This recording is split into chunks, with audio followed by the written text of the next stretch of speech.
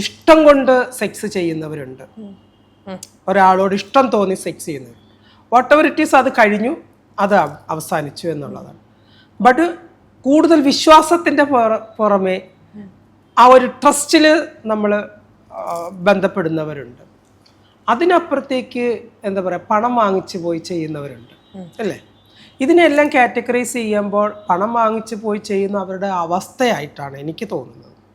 ഞാനൊരിക്കലും ഈ sex work ചെയ്യുന്നതിന് ഞാൻ ഒരിക്കലും എതിർക്കുകയില്ല, പ്രോത്സാഹിപ്പിക്കുകയില്ല. വാട്ട് എവർ, അത് അവരുടെ അവസ്ഥയായിട്ടാണ് ഞാൻ അതിനെ കാണുന്നത്. അതിനപ്പുറത്ത് ഒരു സ്ത്രീ ഒരു പുരുഷനുമായിട്ട് നല്ല സൗഹൃദത്തിൽ ഏർപ്പെടുന്നു, ആ സൗഹൃദം നല്ല രീതിയിൽ മുന്നോട്ട് പോകുന്നു, എല്ലാ കാര്യങ്ങളും വളരെ ഓപ്പൺ അപ്പായിട്ട് പോകുന്നു, രാത്രിയെന്നില്ല പകലെന്നില്ല ഒരുപോലെ യാത്ര ചെയ്യുന്നു, വിശേഷങ്ങൾ ഷെയർ ചെയ്യുന്നു. അവിടെ നമ്മൾ ഒരു വിശ്വാസം ഉടലെടുക്കുകയാണ്.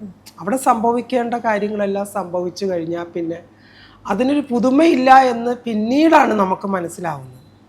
ആ സമയത്ത് നമ്മൾ ആകെ തകർന്നു പോകും.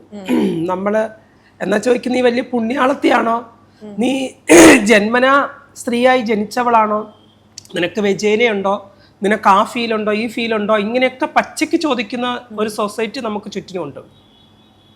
എന്ത് തന്നെയാണെങ്കിലും ഇതെല്ലാം എനിക്കുണ്ട്, ആ ഫീലിങ്സ് എല്ലാം എനിക്കുണ്ട്.